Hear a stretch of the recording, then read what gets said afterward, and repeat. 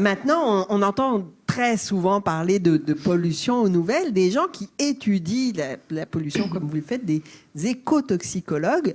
Vous êtes si nombreux que ça hein, au Québec. Vous pouvez nous en parler un peu? Vous êtes réunis hein, dans un réseau. Exactement. Merci, Valérie. On a créé un réseau, ça fait presque 1 an maintenant. Ça s'appelle Écotox. Et ça, c'est le regroupement de tous les écotoxicologues du Québec.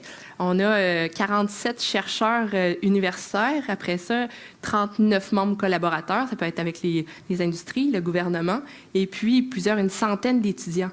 Et puis nous, on travaille tous ensemble pour un peu là, comprendre quels contaminants font quoi, aussi quels contaminants sont présents. Et puis, vraiment, on se questionne à tous les niveaux. Les nanoplastiques, etc. La liste est longue de contaminants. Fait que c'est ça. Mais qu'on est quand même un regroupement qui est récent avec des chercheurs de plusieurs institutions.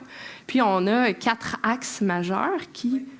Peut-être la prochaine diapo, qui se répartissent ici. Il y en a un, le 4e, c'est vraiment l'éducation du public. C'est ce qu'on fait ici, fait qu'il n'est pas représenté. Sinon, les axes où nos chercheurs se préoccupent, où ils sont spécialisés, c'est au niveau, par exemple, des concentrations dans l'environnement. Okay. On va revenir après, de toute façon, sur le détail de chacun de ces axes-là. Hein. Oui, absolument. Mais est-ce que tu veux que je le dise un petit peu rapidement, oui. OK.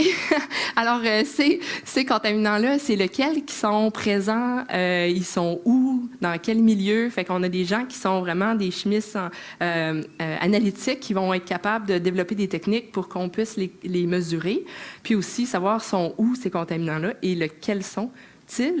Transformation, ça veut dire qu'il y a des contaminants qui vont se dégrader dans l'environnement, puis en se dégradant, ils peuvent devenir encore plus toxiques. Fait qu'on a des gens qui se questionnent de ça. Les transformations à l'extérieur du corps, là, mais aussi à l'intérieur, parce que une fois que les organismes sont contaminés avec un contaminant, qu'est-ce qui se passe, le devenir du contaminant? Il y en a qui s'accumulent dans les graisses, il y en a qui vont être... excréter. Il y a toutes sortes de possibilités. Et puis, finalement, l'axe 3, c'est les impacts. C'est quoi les effets? Qu'est-ce que ça fait? Est-ce que ça cause des malformations? Est-ce que ça change l'ADN? Est-ce que ça fait des mutations? Fait que moi, c'est ça, je suis directrice de cet axe-là.